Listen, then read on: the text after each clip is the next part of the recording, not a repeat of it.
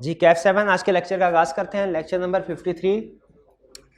आज के लेक्चर में हम स्टडी करेंगे पेमेंट ऑफ डिविडेंड। हमारा चैप्टर 9 है।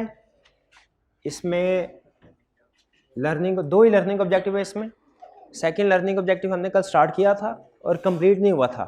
दो कंसेप्ट एंड में रह गए थे, कॉन्सिक्वेंसेस और विद होल्डिंग ऑफ डिविडेंड के। वो आज कंप्लीट करेंगे। इसके अलावा प्रैक्टिस क्वेश्चन की डिस्कशन होगी और साथ ही साथ MCQs भी हम अटेम्प्ट करेंगे। पेमेंट ऑफ डिविडेंड में हमने ज़रा आज के लेक्चर की तरफ चलने से पहले कल के लेक्चर का क्विक राउंड अप कर लेते हैं। Manner of payment. सबसे पहले तो डिविडेंड की टाइप्स कितनी हैं? दो टाइप्स। कौन कौन सी? Interim dividend, final dividend. Interim dividend कौन अप्रूव करता है? डायरेक्टर्स। फाइनल डिविडेंड कौन अप्रूव करता है? मेंबर्स। AGM में रिकमेंड करते हैं डायरेक्टर्स और अप्रूव करते हैं मेंबर्स। लेकिन मेंबर्स की अप्रूवल पे कुछ रिस्ट्रिक्शन है। क्या कि मेंबर्स जो है, जो डायरेक्टर ने प्रपोज किया है डिविडेंड, उससे हायर अप्रूव नहीं कर सकते, उसके बराबर या उससे कम रिड्यूस कर सकते हैं या इक्वल वो अप्रूव कर सकते हैं। अच्छा, मुझे याद है लर्निंग ऑब्जेक्टिव मानने हमने कुछ रिस्ट्रिक्शन भी पढ़ी थी। वो रिस्ट्रिक्शंस क्या थी? पहला कि dividend sale of immovable property और एसेट्स ऑफ कैपिटल नेचर से पे नहीं किया जाएगा अनलेस के कंपनी का ऑर्डिनरी कोर्स ऑफ बिजनेस है और सेट ऑफ किया जाता है उसको।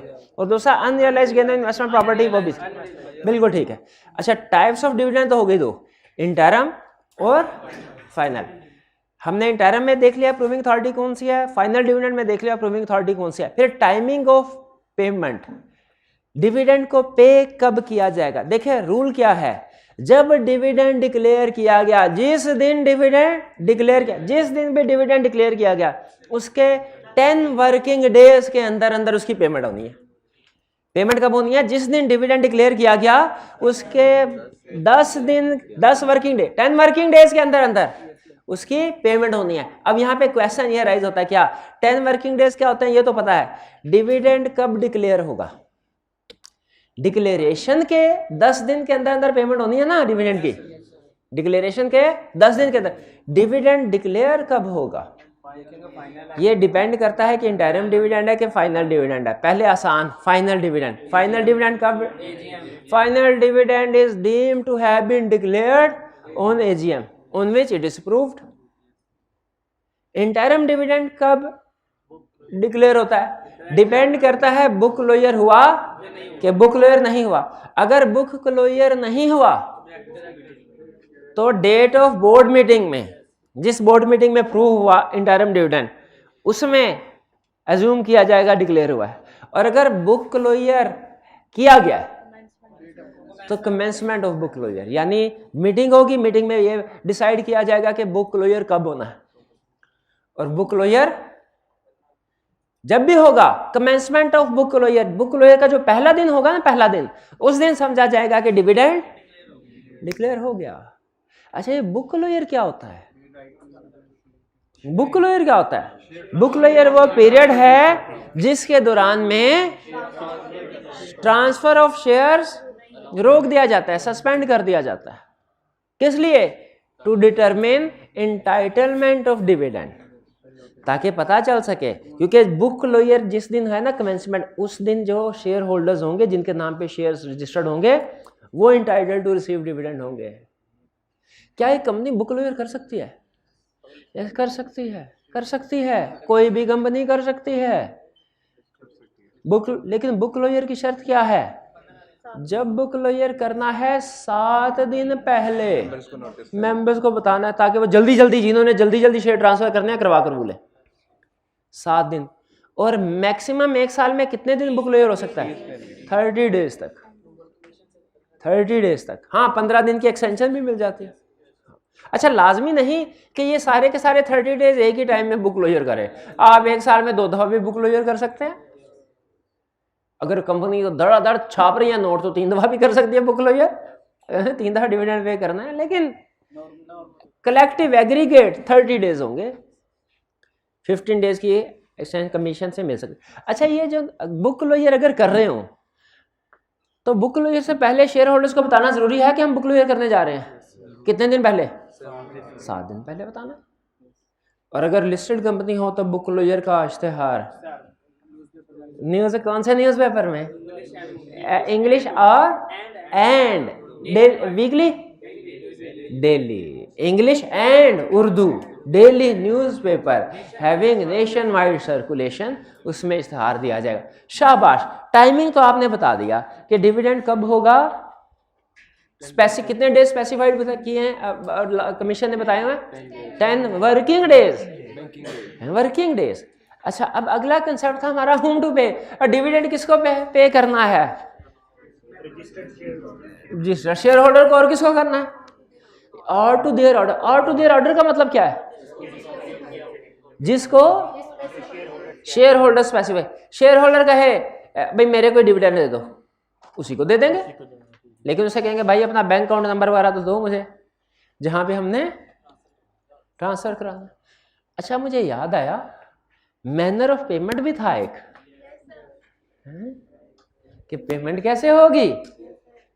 इसमें दो तरह की कंपनीज थी, लिस्टेड और अनलिस्टेड। अनलिस्टेड कंपनी के पास कैश, और लिस्टेड कंपनी कैश भी और इन काइंड भी। इन काइंड बोले तो उसका क्या मतलब है, शेयर, किसी लिस्टेड कंपनी के शेयर। और लिस्टेड कंपनी कैश में भी पेमेंट कर सकती है। कैश का मतलब क्या है, करेंसी नोट्स इलेक्ट्रॉनिकली ट्रांसफर करेगी, यानी बैंक अकाउंट में। और अनलिस्टेड कंपनी के पास 3 ऑप्शन, उसके पास इन काइंड वाली ऑप्शन नहीं है, लेकिन कैश में 3 ऑप्शन है, cheque, cross cheque, dividend warrant, electronically transfer. Dividend warrant क्या होता है, क्रॉस चेक ही की एक किस्म समझ लें, उसी की तरह होता है, जो कि डायरेक्टली जैसे चेक जमा करवाते हैं ना बैंक को, उसी तरह डिविडेंड वारंट जमा करवाएंगे, आपके अकाउंट में पैसे आ जाएंगे। यह है मैनर ऑफ पेमेंट। अच्छा, फिर कंसेप्ट था हमारा होम टू पे, किसको पे करना है, रजिस्टर्ड शेयर होल्डर को, या और किसको, जिसको ऑर्डर करेगा। अच्छा, रजिस्टर्ड शेयर होल्डर कहे कि मेरे भतीजे को ट्रांसफर कर दो, लेकिन अगर वो कहे मेरे भतीजे को लेकिन इंस्ट्रक्शन ऐसी दे कि उसे कंप्लाई करना मुश्किल हो, जैसे कि मेरे भतीजे को ट्रांसफर कर दो, उसका नाम क्या कहता है, नाम नहीं बताऊंगा। अच्छा, नाम बता दिया, उसका अकाउंट नंबर क्या है, बैंक अकाउंट नंबर, ये नहीं बताऊंगा, तो फिर नहीं ट्रांसफर। अगर ऐसी इंस्ट्रक्शंस कर दे शेयर होल्डर जो कंप्लाई, तो फिर तो नहीं करेंगे। इसका मतलब है उसके ऑर्डर पे ट्रांसफर कर देंगे, लेकिन उसे चाहिए कि हमें कंप्लीट इन्फॉर्मेशन दे, इनकम्प्लीट इन्फॉर्मेशन तो ना दे। अच्छा, बाय हु टू पे कौन करेगा, कंपनी चाहे तो किसी को भी अपॉइंट ना करे, खुद ही चीफ एग्जीक्यूटिव पे कर दे। असल में जिम्मेदारी होती है चीफ एग्जीक्यूटिव की, लेकिन अपनी आसानी के लिए चीफ एग्जीक्यूटिव अगर चाहे, कंपनी अगर चाहे, तो वो शेयर रजिस्ट्रार को अपॉइंट कर सकती है कि भैया तुम ही डिविडेंड पे करो, तो शेयर का लेना देना तुम डील करते हो ना, डिविडेंड भी तुम पे करो। शेयर रजिस्ट्रार नहीं तो पेइंग एजेंट को अपॉइंट कर सकते हैं। पेइंग एजेंट कौन हो सकता है, बैंक हो सकता है, कोई सेंट्रल डिपॉजिटरी, या कोई सर्विस प्रोवाइडर हो सकता है, नॉर्मली बैंक होता है। लेकिन अगर बैंक ने डिविडेंड पे करना है अपना, तो वो किसी और बैंक को अपॉइंट करेगा, वो कहेगा मैं खुद ही बैंक हूं, मैं खुद दूसरों के डिविडेंड डिस्ट्रीब्यूट करता हूं, तो अपना डिविडेंड नहीं कर सकता क्या, वो खुद ही कर। तो बैंक के लिए जरूरी नहीं है पेइंग एजेंट को अपॉइंट करे, वरना बाकी कंपनी या शेयर रजिस्ट्रार के थ्रू पेमेंट करवा सकती हैं, या पेइंग एजेंट के थ्रू, नहीं तो खुद भी कर सकते हैं। ठीक, अच्छा चले, इतनी बात तो हमने कल कर ली थी, यहां तक कल की बात हो गई थी ना, यहां से आगे चले। अब चले कॉन्सिक्वेंसेस, जुम्मा ठीक है मैं पढ़ा हूं, consequences of delay, consequences of delay भाई अब अगले जुम्मे पढ़ दीजिएगा। डिविडेंड कितने अरसे में पे करना था, विद इन 10 वर्किंग डेज। अगर with in 10 working days dividend pay ना किया जाए, लॉ इसके ऊपर सब बहुत सख्त एक्शन लेता है, कहता है हम ऐसी सख्त इबरत का निशान बना देंगे ऐसे चीफ एग्जीक्यूटिव को, जो कि डिविडेंड अनाउंस करके 10 दिन के अंदर पेमेंट नहीं करेगा। अच्छा, असल में मैं इसकी आपको जल्दी से चलते चलते रीजन बता दूं, होता क्या असल में स्टॉक एक्सचेंज में चलता क्या है, जिस दिन डिविडेंड डिक्लेयर हुआ ना, बोर्ड मीटिंग हुई या एजीएम डिविडेंड अप्रूव हुआ, उसी दिन स्टॉक एक्सचेंज में शेयर प्राइस बढ़ जाती है, क्यों भला? लोगों को पता चलता है कि डिविडेंड मिलने वाला है, वो डिविडेंड की प्राइस एक्सपेक्टेशन बढ़ जाती है, ऐड कर लेते हैं। तो एक ज़माने में होता क्या रहा था कि डायरेक्टर्स ने बोर्ड मीटिंग की और कह दिया कि जी डिविडेंड हमने अप्रूव कर दिया है 10 रुपये पर शेयर। शेयर प्राइस 10 रुपये से बढ़ गई, डायरेक्टर्स ने लाखों शेयर मार्केट में बेच दिए, बिक गए शेयर। उसके 10 दिन के बाद 7-8 दिन के बाद कह दिया हाँ जो डायरेक्टर्स ने डिसीजन किया था ना वो रिवर्स कर दिया, अब डिविडेंड पे नहीं हो, क्योंकि एक बहुत ही अहम प्रोजेक्ट हमारे सामने आ गया। कोई ना कोई बोंगी रीजन तो उन्होंने देनी होती है ना, बहुत ही प्रॉफिटेबल प्रोजेक्ट हमारे सामने आ गया है, अब हमने फैसला किया है कि इस प्रोजेक्ट में इन्वेस्टमेंट करेंगे। या कहते हैं ओहो हमें तो एक बड़ा नुकसान हो गया जो पहले पता नहीं चला था, तो अब डिविडेंड रिवर्स। लेकिन अंदर खाते वो उसका बेनिफिट उठाते थे। अब ये बताएं शेयर मार्केट में जैसे ही पता चलेगा रिवर्स हो गया शेयर प्राइस तो फिर डाउन, फायदे में कौन रहा? डायरेक्टर्स, चीफ एग्जीक्यूटिव जिनके शेयर थे, और नुकसान में कौन रहा? बेचारी जनरल। ये एक छोटी सी मिसाल है कि कैसे स्टॉक एक्सचेंज को मैनिपुलेट किया जाता है या जा सकता है।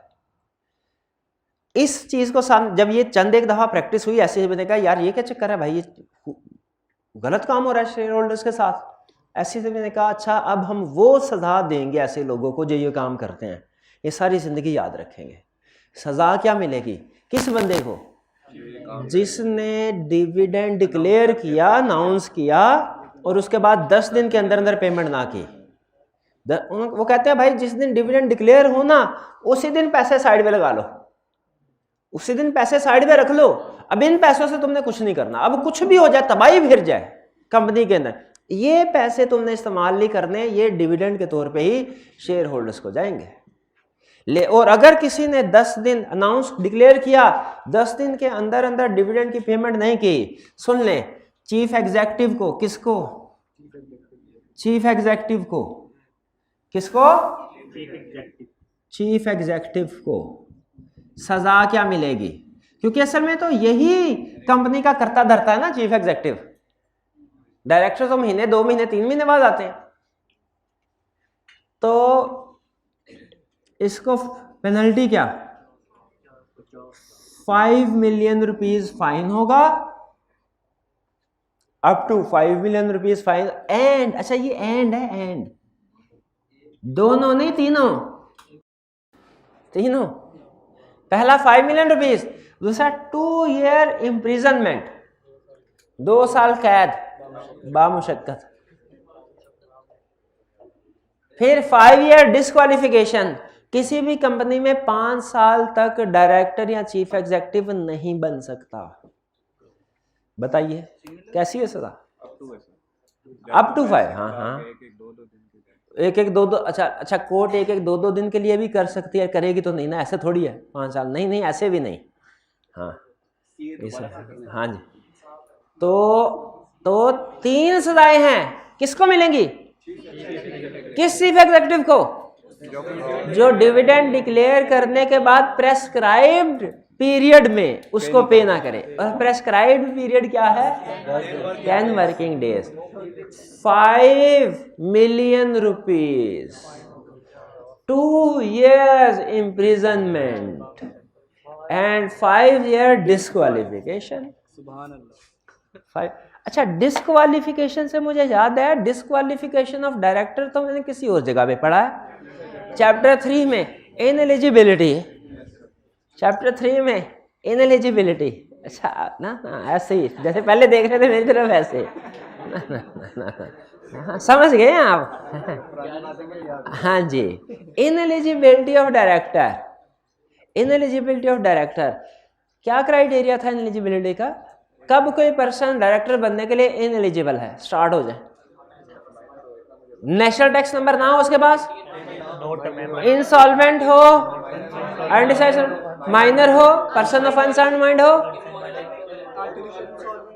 बॉडी कॉर्पोरेट, लिस्टेड कंपनी के केस में किसी फाइनेंशियल इंस्टीट्यूशन का डिफॉल्टर हो, या ब्रोकर हो, या स्पाउस ऑफ ब्रोकर, और इमोरल एक्टिविटीज में इन्वॉल्व। और वो जो 5 साल भी था किसी जगह पे, लैक्स फिड्यूशरी बिहेवियर 5 years। अच्छा एक और चीज नीचे एंड पे आखिरी लाइन अजीब सी लिखी हुई थी,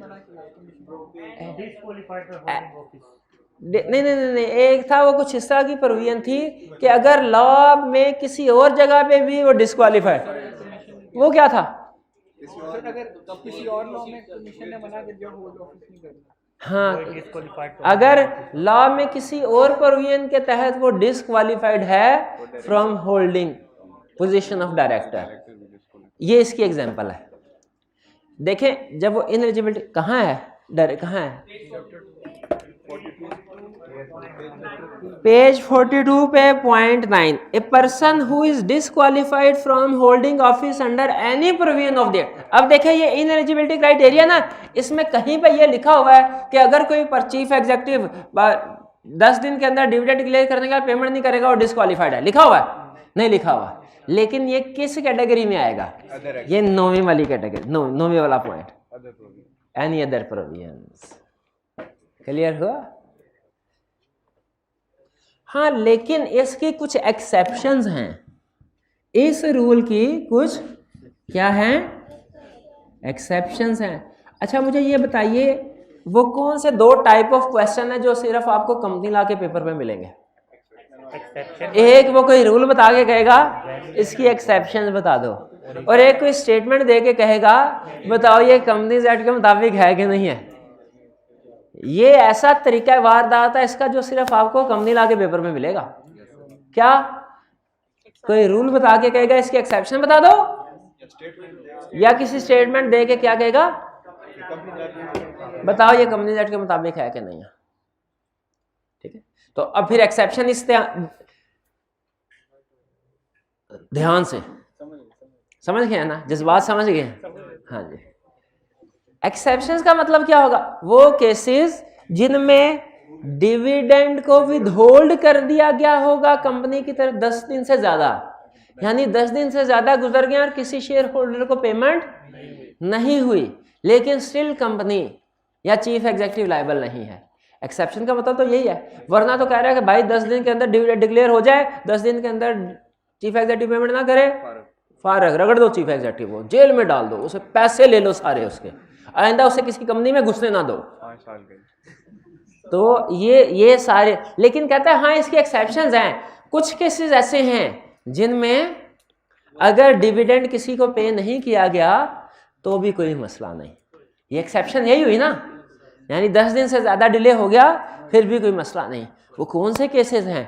1 बाय 1। अच्छा ये अगेन सुन लें, बुक में जब आप पढ़ेंगे पूरी पूरी लाइन होती है, वाइट बोर्ड पे तो हम सिर्फ की वर्ड्स लिखते हैं ना। आपने एग्जाम में क्वेश्चन को सॉल्व करते हुए ये तो नहीं छाप देना कि सर ये याद करना आसान था, एक एक दो दो लफ्ज यही खड़का है यहाँ, याद करना आसान तो गलत करते हैं ना, इसीलिए आपके लिए कर नंबर काटने चाहिए ना, नंबर है ना, काटने चाहिए नंबर। हाँ, एग्जाम में भी मार्क्स कैलकुलेट करेगा, ये सिर्फ याद करने के लिए है, लिखना तो पूरा होता है ना। कब dividend, when withholding of dividend is not an offense, समझ आया मतलब? कब डिविडेंड को विदहोल्ड किया जाएगा और वो जुर्म नहीं है, वरना तो 10 दिन से ज्यादा डिविडेंड विदहोल्ड करे जुर्म बन जाता ना, जिसकी सजा भी है। when withholding of dividend is not an offense, पहला when there is a dispute, जब दो लोगों के दरमियान में डिस्प्यूट है as to right to receive dividend, कि कौन रिसीव करेगा डिविडेंड। ये भाईजान कह रहे हैं कि मेरा एग्रीमेंट हो गया था बुक क्लोजर से पहले कि ये मुझे शेयर बेच देंगे। ये भाई कह रहे हैं भाई एग्रीमेंट किया था, शेयर ट्रांसफर तो नहीं ना किए, ट्रांसफर तो बुक क्लोजर के बाद किए हैं, तो बुक क्लोजर वाले दिन मैं शेयर होल्डर था, राइट मेरा है। ये कह रहे नहीं एग्रीमेंट हो चुका था, मेरा राइट है। दोनों कोर्ट में चले गए, कंपनी अब सुकून से देखेगी, ये डिविडेंड लेने आए इसको डिविडेंड दे दें नहीं, ये डिविडेंड लेने इसको दे दें नहीं। हम कहेंगे भाईजान केस चल रहा है कोर्ट में, कोर्ट जब फैसला करेगी उसको डिविडेंड देंगे। तो जब डिस्प्यूट हो as to right to receive dividend, तो चीफ एग्जीक्यूटिव का डिविडेंड को विथहोल्ड करने बनता है। अब जब फैसला होगा कोर्ट की तरफ से तभी डिविडेंड पे किया जाएगा। क्लियर? पहली एग्जांपल समझ आ गई, डिस्प्यूट वाली एग्जांपल समझ आ गई। दूसरा सेट ऑफ बाय कंपनी, अगर किसी को किसी का डिविडेंड लीगली सेट ऑफ कर दिया हो कंपनी ने, जैसे दो एग्जांपल ले लें, उसे पैसे लेने थे कोई, वो सेट ऑफ कर दिया। फॉर एग्जाम्पल, देखिए एग्जाम्पल लाना है तो फिर हाँ, पहली एग्जाम्पल, एक पार्टली पेड शेयर इशू किए थे, और ये पार्टली पेड शेयर का असूल होता है कि जब कंपनी पैसे मांगे ना तो शेयर होल्डर बाकी के पैसे भी जमा करवाने होते हैं। पार्टली पेड, कंपनी ने पैसे मांगे, शेयर होल्डर पैसे नहीं दे रहे, मैंने कहा अच्छा, अगले साल जब डिविडेंड अनाउंस हुआ, डिक्लेयर हुआ, कंपनी ने कहा लो भाईजान तुम पैसे नहीं दे रहे थे ना, तो जो तुम पैसे नहीं दे रहे थे ना उसका हमने डिविडेंड के अगेंस्ट से एडजस्ट कर लिया, अब तुम्हारे partly paid share fully paid हो गए हैं, और वो जो डिविडेंड हमने तुम्हें देना था भी एडजस्ट कर लिया। समझ आ रही है बात की, तुम्हें पैसे देना। दूसरी एग्जांपल, एक एसोसिएटेड कंपनी है जिस ने हमारी कंपनी के 25% शेयर्स खरीदे हैं, 25% शेयर से एसोसिएटेड बन जाती है ना। Yes sir. हमने उसको दे दिया लोन, इसको लॉ क्या कहता है, इन्वेस्टमेंट इन एसोसिएटेड कंपनी, इन्वेस्टमेंट इन एसोसिएटेड कंपनी, जिसके लिए स्पेशल रेजोल्यूशन पास करते हैं। अब कंपनी लोन नहीं वापस कर रही, कंपनी एग्री हुआ था ड्यू डेट पे लोन वापस करेगी, कर नहीं रही, उधर से हमने डिविडेंड अनाउंस कर दिया, क्या करें, सेट ऑफ कर दें, जो डिविडेंड उसको देना था और जो उससे लोन लेना था दोनों को सेट ऑफ कर दें। तो अगर आप इस तरह सेट ऑफ कर दे तो उसको डिविडेंड नहीं मिलेगा, लेकिन ये कोई प्रॉब्लम की बात नहीं है, ये ऑफेंस नहीं है। दूसरी एग्जांपल समझ आ गई सेट ऑफ वाली, डिस्प्यूट वाली भी बात समझ आ गई, सेट ऑफ वाली भी बात समझ आई, लेकिन सेट ऑफ लीगली होना चाहिए, यानी लीगल अमाउंट्स हो रिकवर। तीसरा, instructions can not be complied, चांद पे जाके डिविडेंड उधर क्या करना है, जर्मनी जा रहे हैं हम, उधर के बैंक अकाउंट का पता दे दिया, भाई उधर बैंक अकाउंट, यहाँ लिस्टेड कंपनी से कहा ऐसा करो मुझे मेरे अकाउंट में पैसा डाल, क्रॉस चेक दे दो। लिस्टेड कंपनी क्रॉस चेक के जरिए से डिविडेंड पे कर सकती है। अगर शेयर होल्डर्स ये इंस्ट्रक्शंस दे दे तो क्या किसी इंस्ट्रक्शन को कंप्लाई किया जा सकता है, नहीं किया जा सकता। तो कोई भी ऐसी इंस्ट्रक्शंस शेयर होल्डर्स दे दे जिसको हम कंप्लाई नहीं कर सकते तो फिर होल्ड कर सकते। जैसे एंड पे एक और एग्जांपल है मिलती जुलती कि इनकम्प्लीट इंफॉर्मेशन अगर दे दे, वो कहे बैंक अकाउंट बता दे, कहे इस बैंक अकाउंट में मेरा डिविडेंड पे कर दो और अकाउंट नंबर ना दे, बैंक का नाम, तो अगर कोई भी ऐसी इंस्ट्रक्शंस आ जाए जिसको कंपनी कंप्लाई नहीं कर सकती तो कंपनी डिविडेंड पे नहीं करेगी, और लेकिन इस सूरत में ये ऑफेंस भी नहीं होगा। For operation of law, operation of law का मतलब होता है किसी लीगल एक्शन की वजह से, लीगल ऑर्डर की वजह से, बाय ऑर्डर ऑफ लॉ। जैसे कोई शेयर होल्डर था वो हो गया इंसॉल्वेंट, मरा नहीं है, इंसॉल्वेंट हो गया, मर गया तो उसके लीगल रिप्रेजेंटेटिव को तो डिविडेंड देना पड़ेगा। इंसॉल्वेंट हो गया, अब बताइए इंसॉल्वेंट हो जाए कोई शेयर होल्डर तो उसको डिविडेंड मिलना चाहिए। डिविडेंड किसको मिलना चाहिए, उसका लिक्विडेटर, जिसे असाइनी भी कहते हैं, लिक्विडेटर भी कहते हैं, असाइनी भी कहते हैं। अगर कोई इंसॉल्वेंट हो गया, बैंकरप्ट हो गया पर्सन, लॉ ने ऑर्डर पास कर दिया ये बंदा इंसॉल्वेंट हो गया है, इसका ऑफिशियल असाइनी, ऑफिशियल लिक्विडेटर, ये दूसरा बंदा अपॉइंट किया जाता है। अब कंपनी ने, अब ये चूंकि operation of law legal order आ गया, अब कंपनी ने डिविडेंड किसको नहीं देना, शेयर होल्डर को नहीं देना, उसके असाइनी को देना।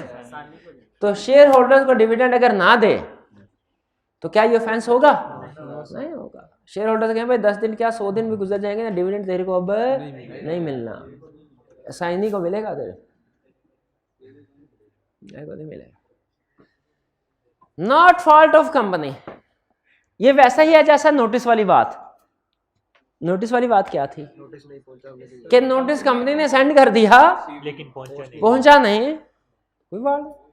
अनलिस्टेड कंपनी थी, उसने क्रॉस चेक या डिविडेंड वारंट सेंड किए, किसी वजह से नहीं तक नहीं पहुंचे तो भाई अगर 10 दिन के अंदर नहीं पहुंचे तो सीईओ जिम्मेदार है। सीईओ कहेगा भाई आपके घर आके थोड़ी मैंने डिलीवर करने हैं, डिस्पैच करने थे कर दिए, नहीं पहुंचे तो मेरी जिम्मेदारी नहीं है। जैसे नोटिस था डिस्पैच करना है प्रॉपर एड्रेस के साथ, नहीं पहुंचा मेरी जिम्मेदारी है।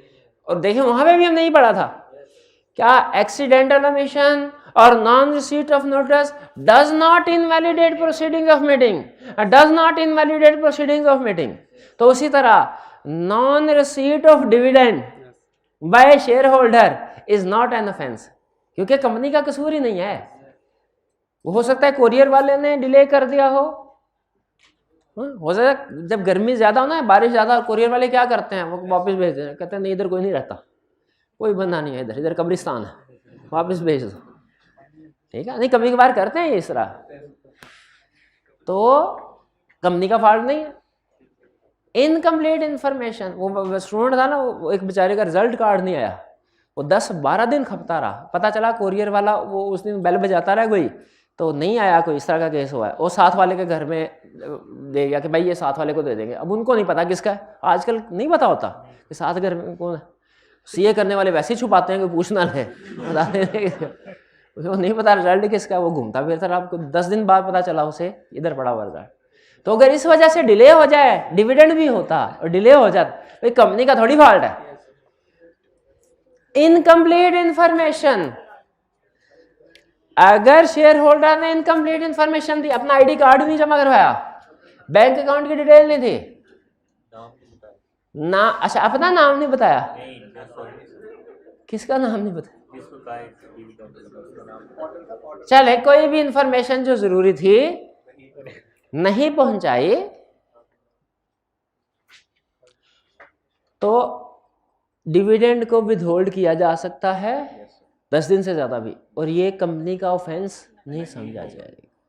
लेकिन कहीं इस पावर को चीफ एग्जीक्यूटिव या कंपनी मिसयूज ना कर ले, इसलिए कमीशन ने कहा भाईजान आप विथहोल्ड तो कर ले, लेकिन 45 दिन के अंदर अंदर आपने मेरे से इजाजत भी लेनी है, ताकि मुझे पता चले ना जेन्युइन केस था, जेन्युइन केस था जो आपने विथहोल्ड किया, नाजायज नहीं डिविडेंड विथहोल्ड किया।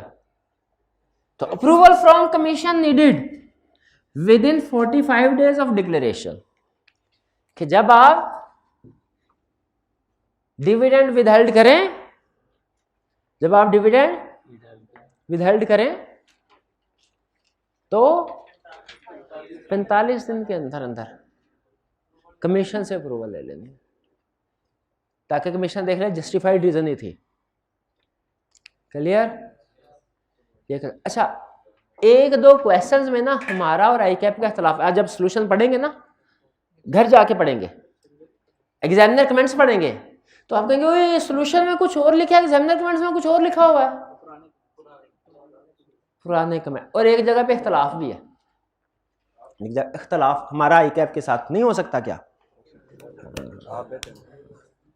नहीं, आप ये फैसला नहीं कर सकते कि कौन ठीक है कौन गलत है। आपने आंखें बंद करके उस्ताद पे अंधा एतबार करना है। नहीं, मैं बेहतर नहीं हूँ, क्या मैं बेहतर नहीं हूँ, क्योंकि ये फैक्ट है, फैक्ट। अफसोस जब आई क्या से पढ़ लो फिर। ये क्लियर हो गया। अब हम क्या करने जा रहे हैं? हरगिज नहीं। हाँ पूछना। 45 डिविडेंड विदहोल्ड करने के 45 डेज के अंदर अंदर कमीशन से अप्रूवल लेनी है। सर अगर वो 30 दिन बाद फाइल कराती कमीशन के ये, तो आपकी विदहोल्डिंग वैलिड नहीं है। विदहोल्डिंग वैलिड नहीं है तो फिर वो, तो फिर कमीशन भी उसकी ढुकाई करेगा, कमीशन भी ढुकाई करेगा और जिसका डिविडेंड उसने रोका है वो भी ढुकाई। यानी उसे फिर बाद में, अगर उनका क्वेश्चन ये है 30 दिन के बाद अगर कमीशन के पास गया, कमीशन ने कहा भाई ये तो आपने सही विदहोल्ड नहीं किया, तो फिर क्या होगा? फिर उसे dividend as soon as possible dividend pay करना पड़ेगा।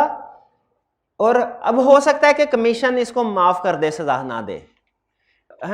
कमीशन के पास भी तो अथॉरिटी है, कमीशन देखेगा कि यार वाकई मिसअंडरस्टैंडिंग थी इसकी, तो फिर कमीशन कहेगा चल कोई नहीं डिविडेंड फटाफट दे दो उसको, बाकी कोई पेनल्टी नहीं आई, जो 5 मिलियन 2 ईयर इम्प्रिजनमेंट और 5 ईयर डिस्क्वालिफिकेशन। लेकिन अगर कमीशन समझे कि गलत इंटेंशन की वजह से डिविडेंड विथहोल्ड किया गया है, दूसरे शेयर होल्डर को नुकसान पहुंचाने के लिए, तो फिर ये कॉन्सिक्वेंसेस भी फेस करना पड़ सकते हैं।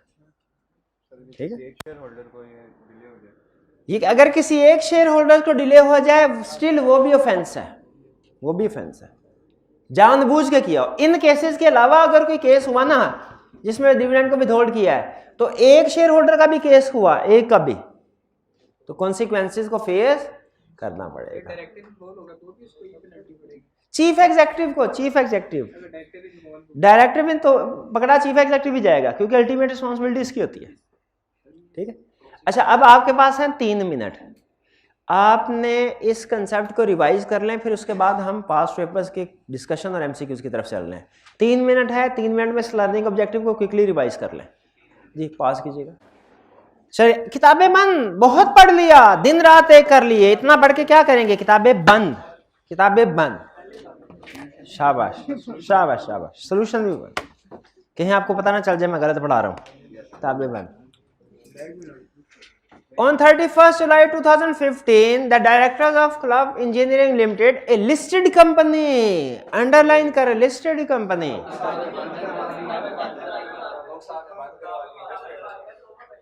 अच्छा ना अंडरलाइन ना करें, declared an interim dividend, interim dividend, interim नहीं मैं कर देता, interim dividend और fees 5 per share. However, before making payment of the dividend, company suffered huge losses due to a massive fire in the factory. The CEO has informed the board of directors about CEL's inability to pay the dividend in time. वो कहते हैं भाईजान CEO ने कहा, CFO ने कहा board को, director को कि हम डिविडेंड पे, ये CFO ने इन्फॉर्म नहीं किया, ये उसने CEO के खिलाफ साजिश की है। ये खुद CEO बनना चाहता है, क्योंकि चाहता है ये चला जाए जेल में, डिविडेंड पे ना किया जाए, ये चला जाए जेल में और मैं पीछे CEO बन के राज करूं, ये चाहता है। वो कह रहा है, under the provisions of company act 170 briefly describe when an interim dividend is deemed to have been declared by CEL when within 10 working days. शाबाश शाबाश। पास के फेल? फेल। क्यों फेल? ये मैंने डिविडेंड पे करने का पीरियड नहीं पूछा, रिक्वायरमेंट के ऊपर कि डिविडेंड कब डिक्लेयर होगा ये पूछा है, पे नहीं, डिक्लेयर कब होगा। हाँ कब? डिपेंड करता है बुक क्लोजर किया है या नहीं किया। अच्छा क्वेश्चन में कहीं पे बुक क्लोजर की बात है नहीं, तो इसका मतलब है बुक क्लोजर नहीं। तो हम कहेंगे अगर बुक क्लोजर किया हो तो डेट ऑफ बुक क्लोजर पे, और अगर बुक क्लोजर नहीं, कमेंसमेंट ऑफ बुक क्लोजर, और अगर बुक क्लोजर नहीं किया, डेट ऑफ बोर्ड मीटिंग। और इस केस में बुक क्लोजर की बात नहीं, लीगल प्रोविजन में ये लिख देंगे, फिर कहेंगे इसमें चूंकि बुक क्लोजर मेंशन नहीं है इसलिए एज्यूमिंग के नो बुक क्लोजर मेड, तो डेट क्या है? 31 जुलाई, डेट ऑफ बोर्ड मीटिंग, जो कौन सी है? 31 जुलाई। तो इसका मतलब है इन्होंने डिविडेंड की पेमेंट कितने अरसे में करनी है? 7 दिन, 15 दिन हैं? वैसे दिन रात राह पढ़ने को तैयार हो।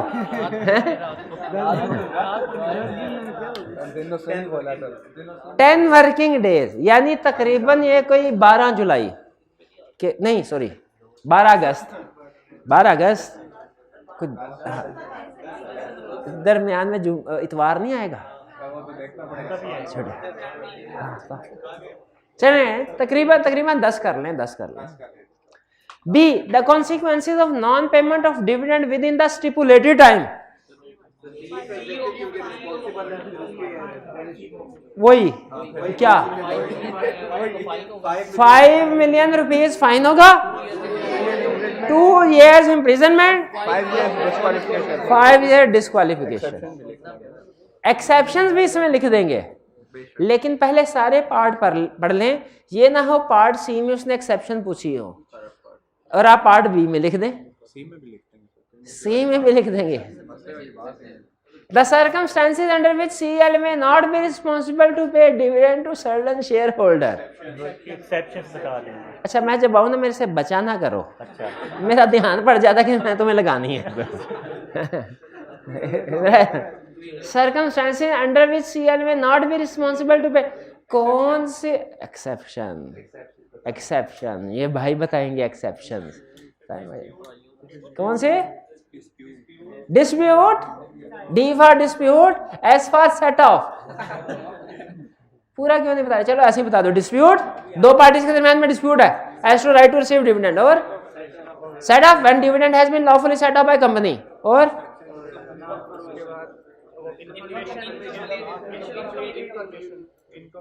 incomplete information,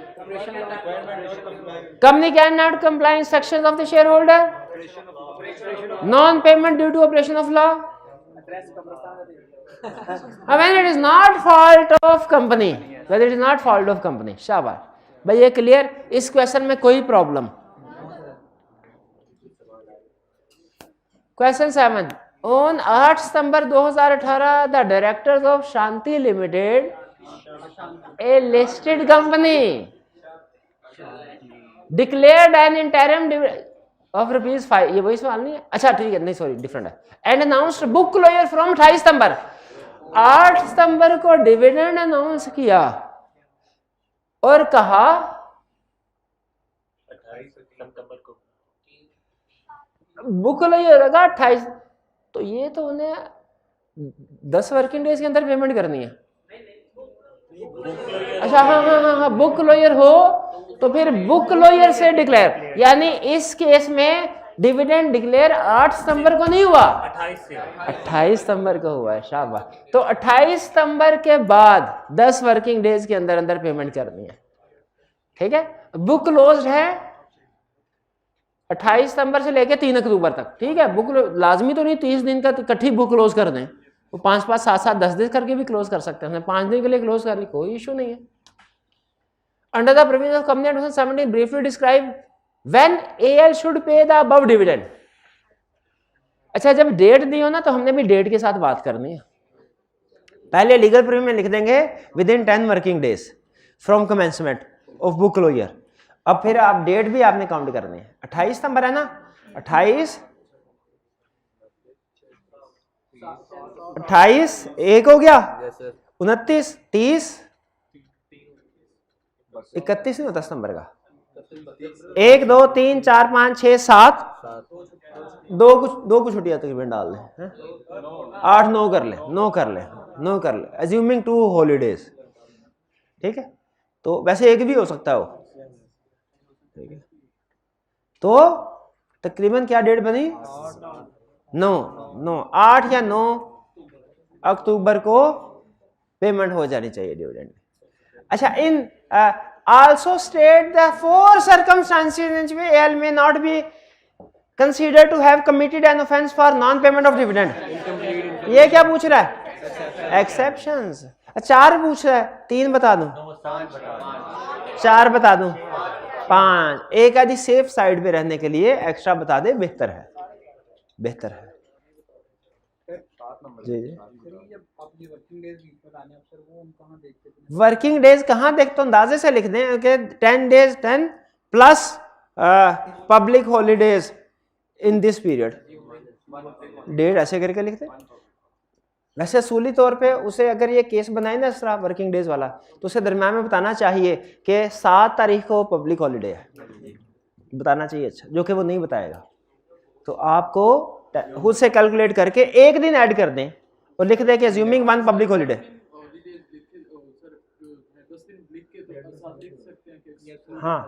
हाँ नहीं, हाँ लिख सकते हैं एक्सक्लूडिंग हॉलीडे, लेकिन डेट लिखना जरूरी है।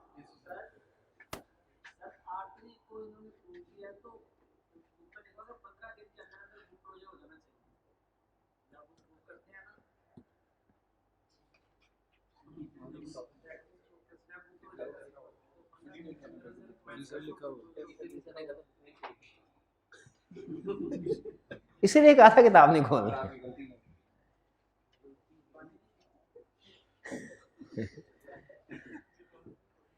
पुराना क्वेश्चन होगा 2018 का। ठीक है, हाँ 2018 का क्वेश्चन में गलती तो नहीं निकालनी। अगर बुक में लिखा हुआ 15 दिन के अंदर बुक क्लोजर होना चाहिए, बोर्ड मीटिंग के बाद 15 दिन के अंदर लिखा हुआ है कहीं पे, तो 15 दिन के, तो वो 20 दिन के बाद बुक क्लोजर कर रहा है, तो क्वेश्चन में गलती निकाले क्या कि जो उसने रिक्वायरमेंट की हुई है वो पूरी करे। ये थोड़ी कहेंगे सवाल गलत है आपका। हाँ, बुक लो ये गलत किया, और उसने पूछा ही नहीं है कि मैंने क्या गलती किया क्या नहीं। एक प्रोस्पेक्टस वाला क्वेश्चन याद है ना, उसमें उसने कहा था मुझे गलतियां निकाल के दो, तो हमने डेट्स की गलतियां निकाली थी उधर। यहाँ पे जब रिक्वायरमेंट नहीं है तो उसकी गलती निकालने का क्या फायदा। Explain the exceptions to the following provision and specified under the companies act 2017। Exception बतानी है किस प्रोविजन की, where dividend is declared by a company but is not paid within the period specified in the companies act, chief executive of the company shall be punishable with imprisonment for a term which may extend to 2 years and with fine which may extend to 5 million rupees। Disqualification लग है। Exceptions बताइए कौन सी वाली, D for dispute, S for set off वाली, O for operation of law, ठीक है। I for instructions can not be complied, I for information incomplete भी है।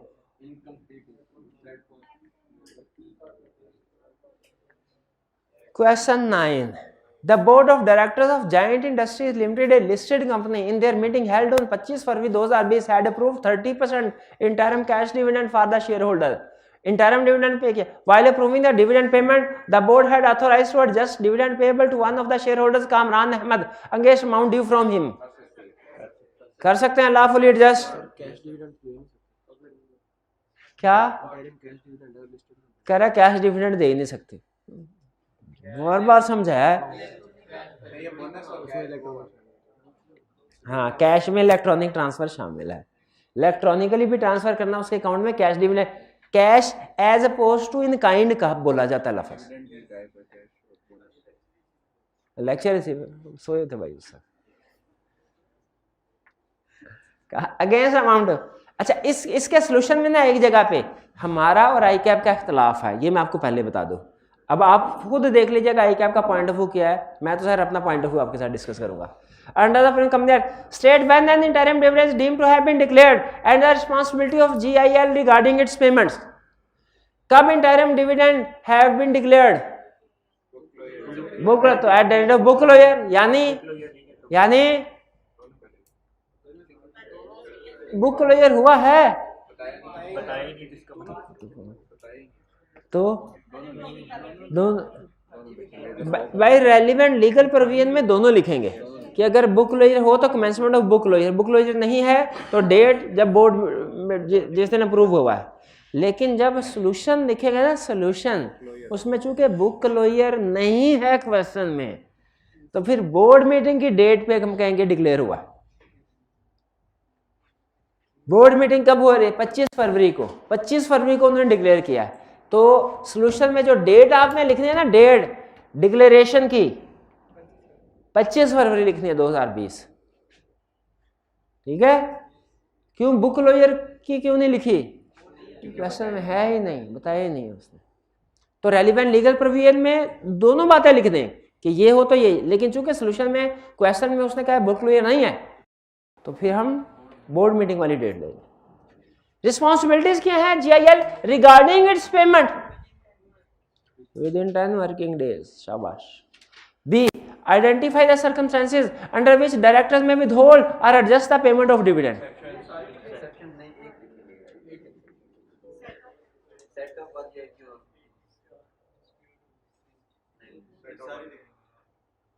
डायरेक्टर्स में विथहोल्ड भी लिखा है, एडजस्ट भी लिखा है। पेमेंट उसने स्पेसिफाई नहीं किया कि ये रिक्वायरमेंट कामरान के कंटेक्स्ट में हमने लिख दिया कि जनरल है, ऐसा ही है। तो फिर आप क्या लिखेंगे? नहीं, अगर सिर्फ कामरान की एग्जांपल क्या लिखा,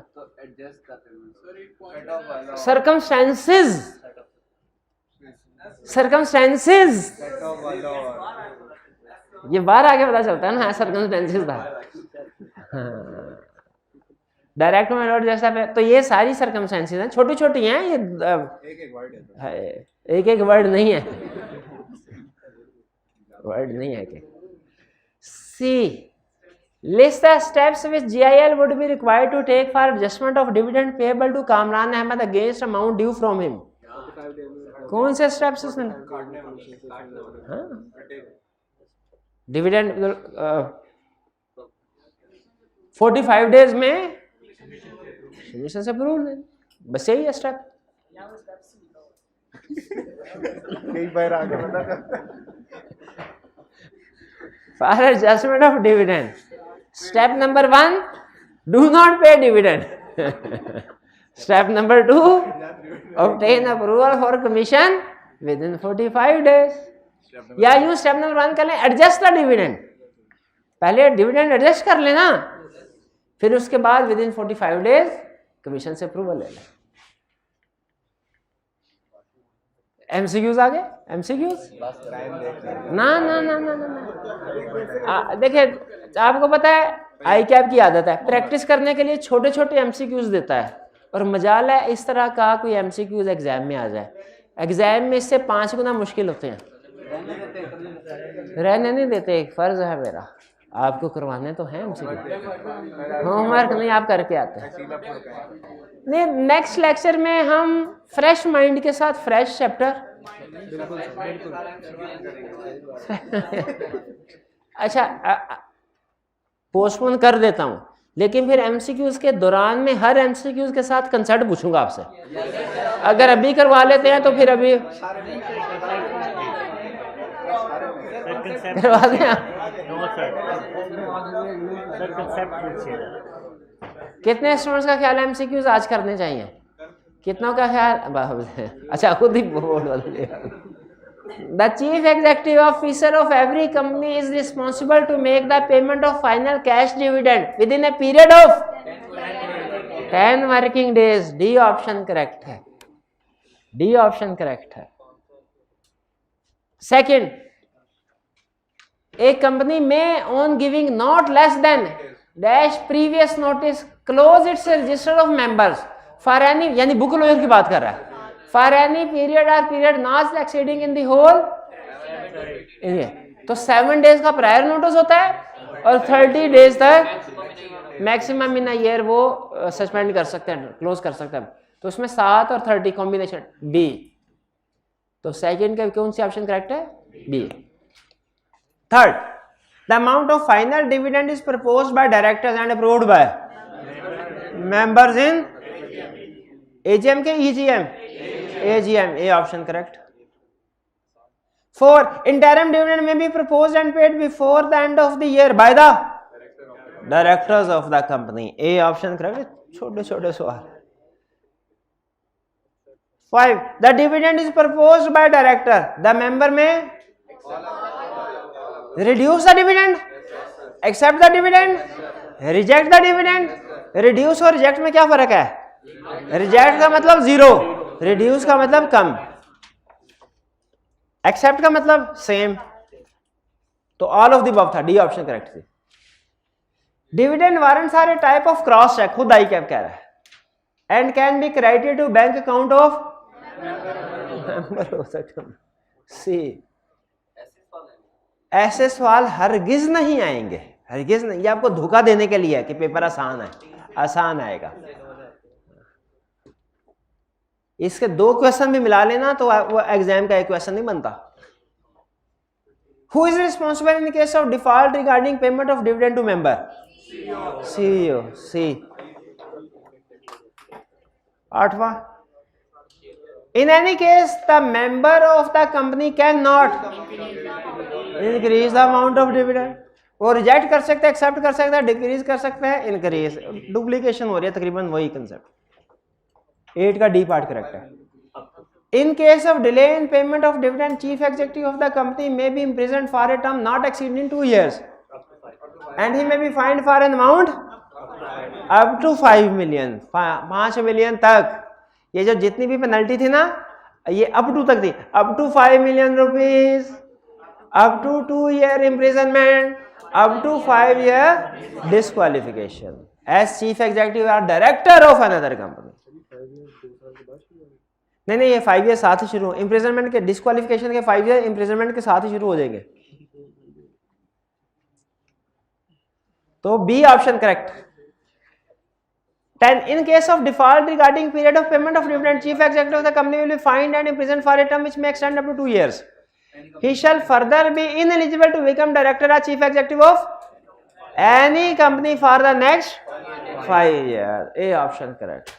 इतना सा काम, अब सुकून से जाके वीकेंड एंजॉय करेंगे आप। नहीं पढ़ना, ऑडिट में आप हाँ जी चलिए, ये मैं देख लेंगे, और तो नहीं है कोई? नहीं, चलिए ठीक है। इसके साथ ही हमारा ये चैप्टर भी कंप्लीट होता है, आज का लेक्चर भी यहाँ पे ख़त्म करते हैं हम। अल्लाह हाफिज़।